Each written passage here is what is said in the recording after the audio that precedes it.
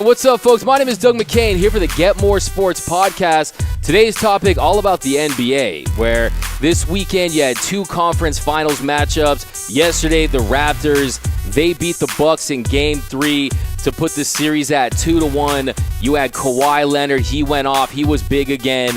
You had Drake. He was a little extra. He's really turning into the sixth man for the Raptors. But that looks like it's going to be a fun series. Could go 6, could go 7.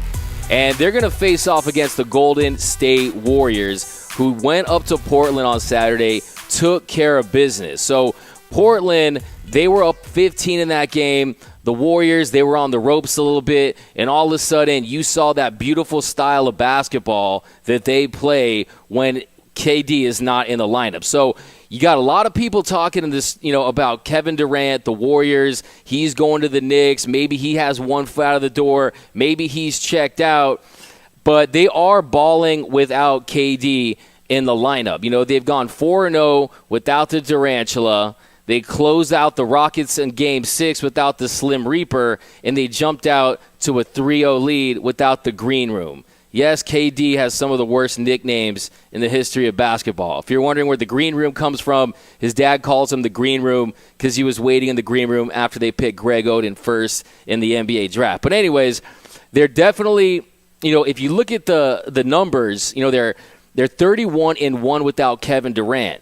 And you got some people saying they like the style. It's a more aesthetically pleasing style without Kevin Durant, where you do have more screens. You have more of a free-flowing, egalitarian style of basketball. But to say they're a better team without Kevin Durant, to me, is absolutely ridiculous. I mean, you telling me you're at the park and, you picked up Steph, Clay, and Iguodala and Draymond, and all that's left is, Jonas Jerebko, Alfonso McKinney, Harrison Barnes, and you're picking those guys instead of Kevin Durant.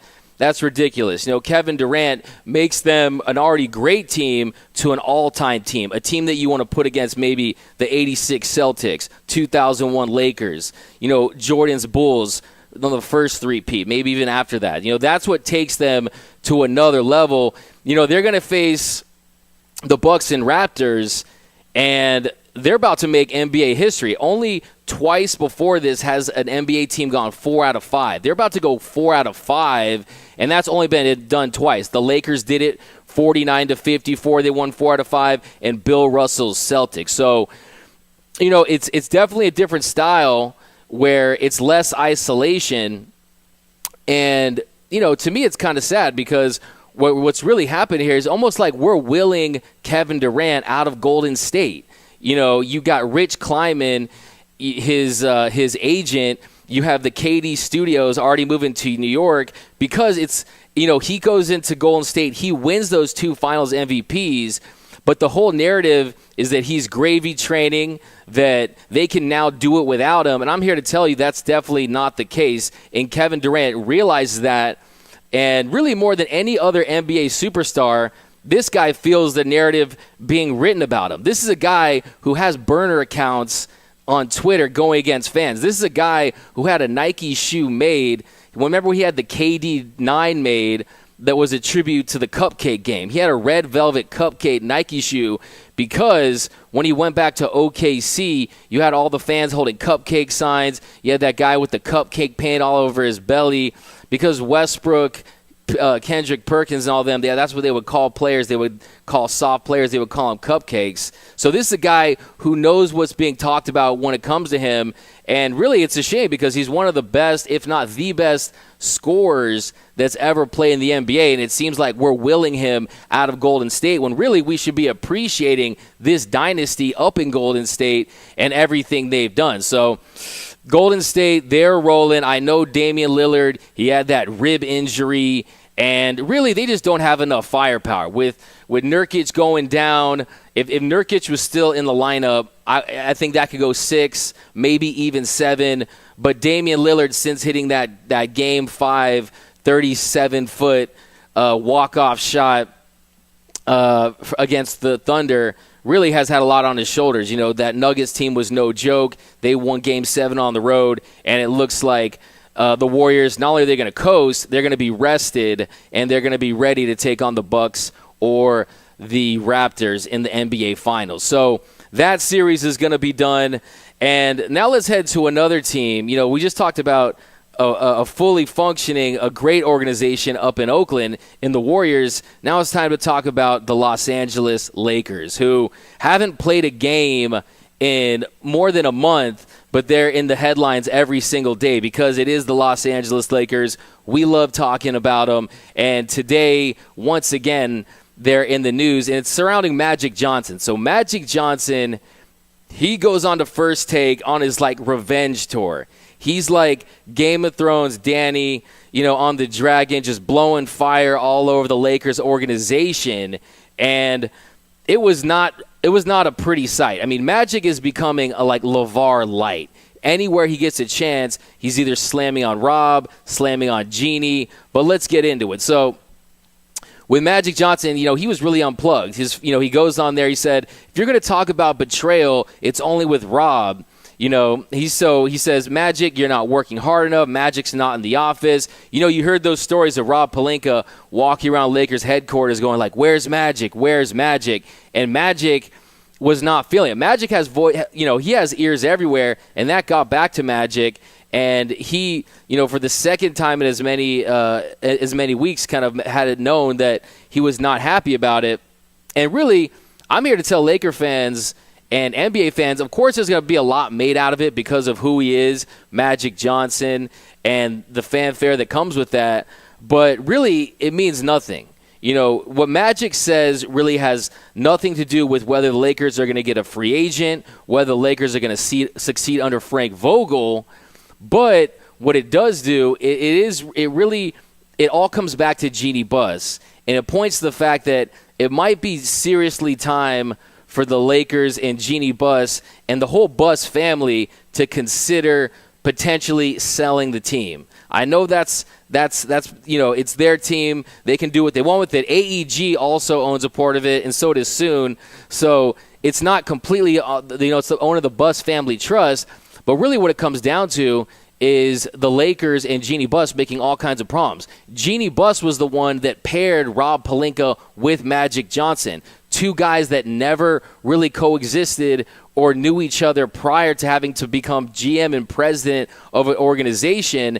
And then Jeannie empowers Magic to do whatever it is as president of the organization. If he wants to fire Luke Walton, if he wants to hire whoever he wants, if he wants to decide not to sign Julius Randle, not to sign Brook Lopez, to surround LeBron with non-shooters, that's what he's going to do. But really, it looks like Magic didn't have that kind of power under with the Lakers organization. He was talking about today how he wanted to fire Luke, but Jeannie wanted them to potentially work it out.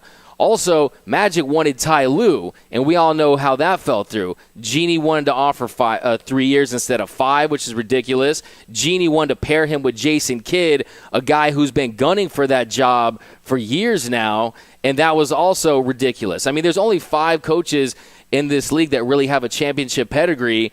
With Eric Spoelstra, you got the Doc Rivers of the world. Ty Lue is one of those rare coaches who's not just won championships, he's won championships with LeBron James.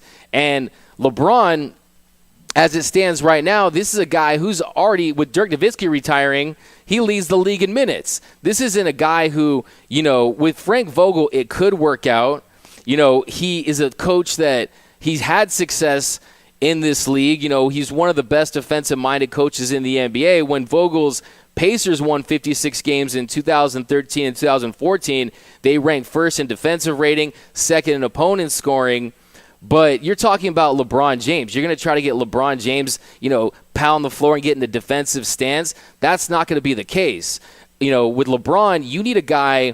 You don't need a professor. You need someone who's more of a hall monitor, someone like a Ty Lue who's going to really put him in spots that he's familiar with. Ty Lue with LeBron, they consistently had top 5 offenses, and a lot of that was Ty Lue using LeBron's screen and roll abilities. Ty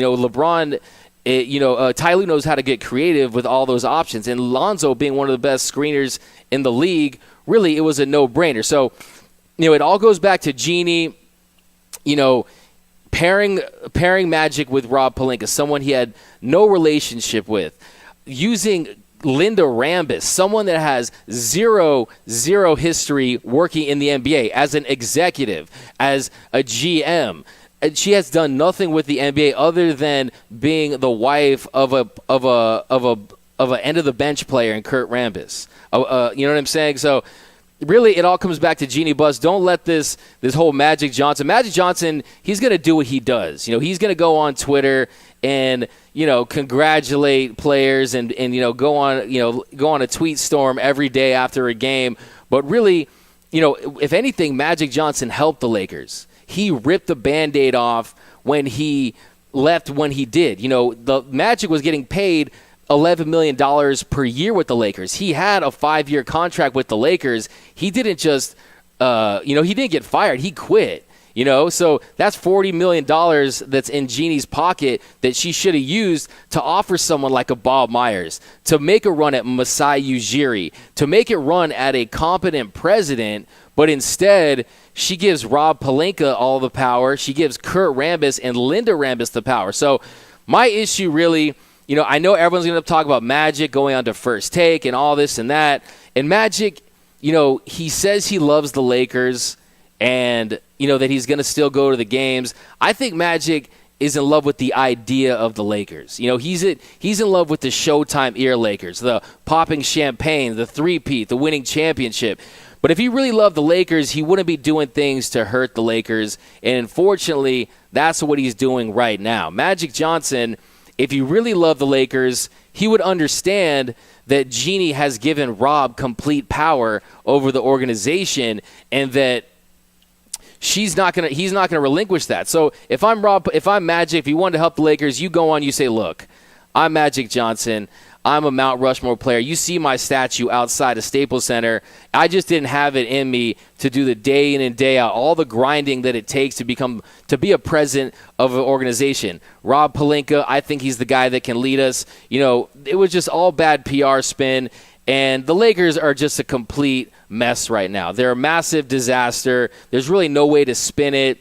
And also part of the reason is the Lakers just aren't controlling the narrative in any way, shape, or form. Their only mouthpiece really is you have Ramona Shelburne going on and giving information straight from Jeannie Buss, when really they need to get out in front and spin the positives. At the end of the day, this is a team that has LeBron James, a guy who still has at least another year, 2 years in his prime of being the best player in the NBA.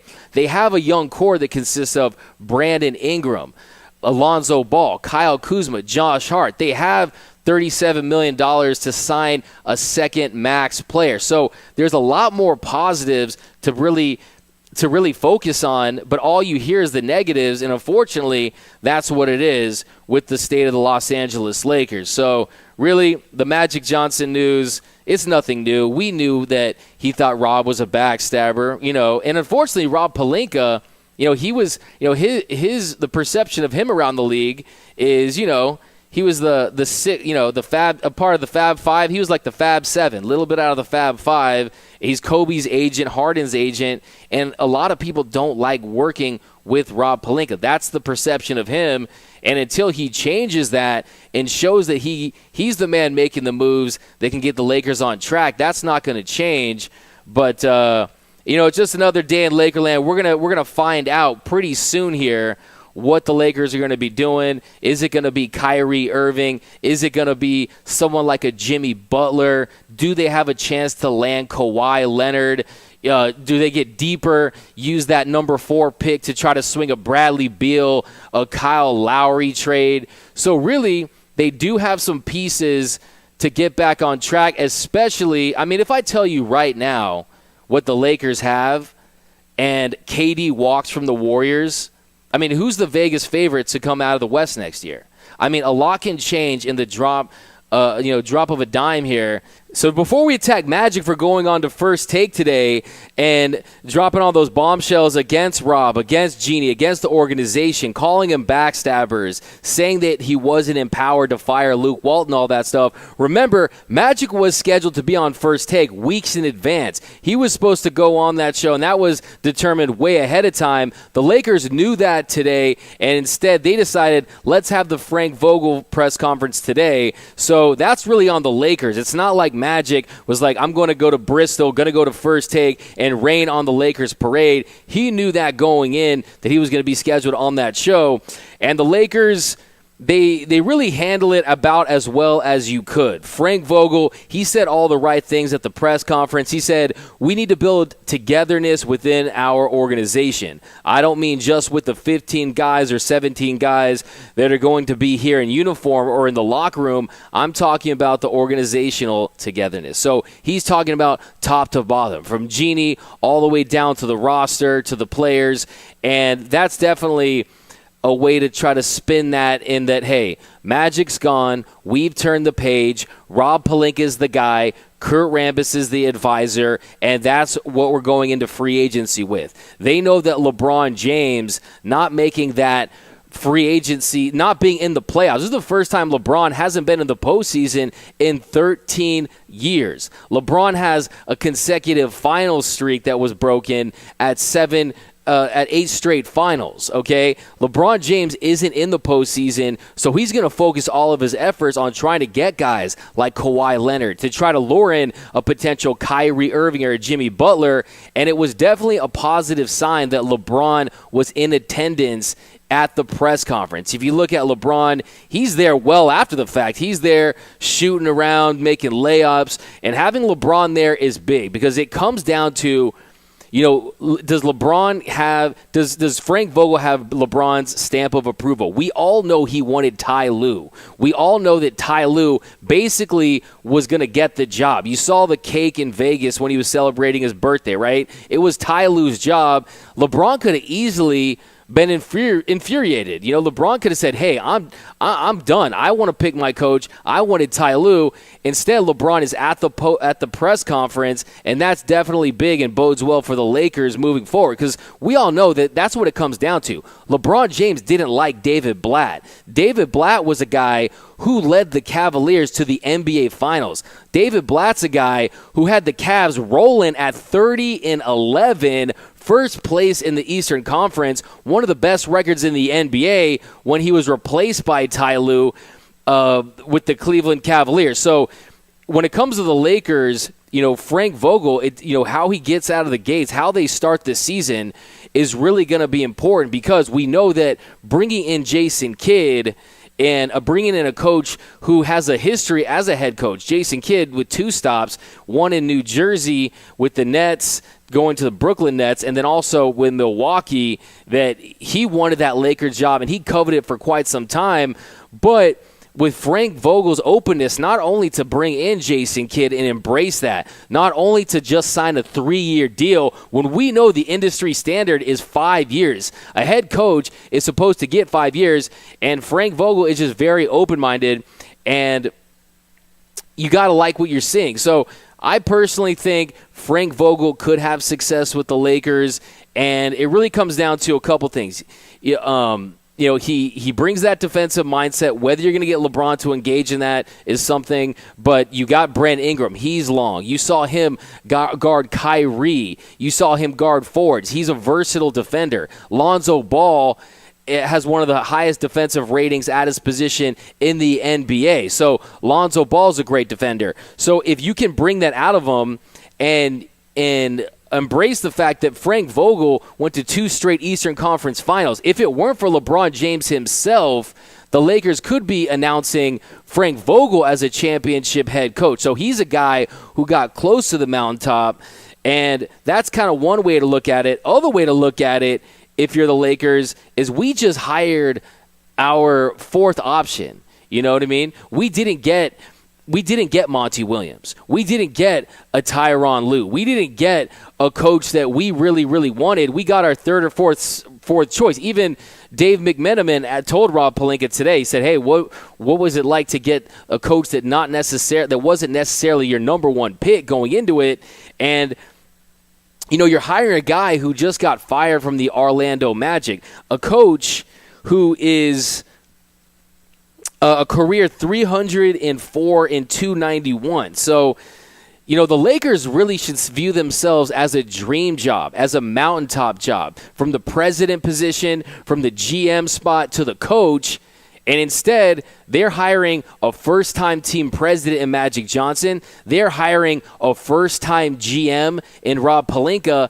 And they're hiring a first-time head coach in Luke Walton and replacing him with a coach that his success really isn't at the levels as a coach that, when you bring in a Phil Jackson or you're bringing in someone with the championship pedigree. So, it comes down to the fact that the Lakers didn't have very many options at this point. Frank Vogel could have success, especially if LeBron's on board, but only time will tell. My personal prediction with Frank Vogel, it really depends on how the Lakers will handle this. How will Jeannie Buss and the front office handle a slow start? How will they handle not luring in a free agent like a Kyrie Irving, Jimmy Butler, Kawhi Leonard?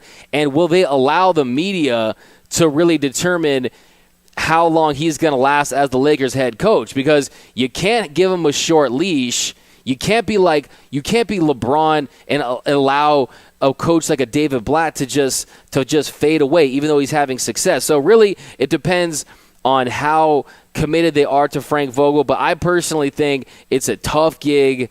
The spotlight on the Los Angeles Lakers is just magnified 100 times when you bring in LeBron James, and then you add all the recent drama. I don't see it ending in a championship, but it really comes down to health. If the Lakers were healthy last season, they'd be in the playoffs. They were 20-14 when LeBron James went down with that injury, that groin injury on Christmas Day. Luke Walton would have led this team to the playoffs if they were injury-free. And if Frank Vogel is afforded the time, if he's lucky in the health department, if they do get another free agent, I don't see why the Lakers can't make a postseason run. But I don't think that Frank Vogel's defensive mindset and his, there's just not a lot of innovation in the offense for me to see the Lakers winning a championship under this current regime. So, if I'm the Lakers, I'm sitting on the fact that, yes, they're rich history. Their first all-time in postseason games played, 734. First time in wins, 438. First all-time in win percentage, 59%. First all-time in finals appearances. They're only second in championships behind the Boston Celtics, but I would take the Lakers' 16 championships over the Celtics' 17 any day. So that's the standard that you set if you're the Lakers. Is Frank Vogel the guy that matches that standard and that championship pedigree? I don't necessarily believe so, but if you're the Lakers, you got to bank on the fact that you do have a young core, you do have cap space, you do have LeBron James with at least another year to 2 years in his prime, and with Kevin Durant's departure from Golden State, you could see them in it. And so, again, another day, you got two conference finals games yesterday, and all everyone's talking about the next day is the Los Angeles Lakers. So they're still humming as a franchise. Viewership was up 31% last year, still leading the league in merchandise sales. They're still the flagship franchise of the NBA, and that's why there is so much attention focused on the purple and gold. But there's too much dysfunction, too much turmoil, and we'll just see. It's a soap opera that we're not going to turn away from anytime soon. So that's going to do it here for today here on Get More Sports. Don't forget to subscribe. My name is Doug McKain. Until next time, see you guys soon.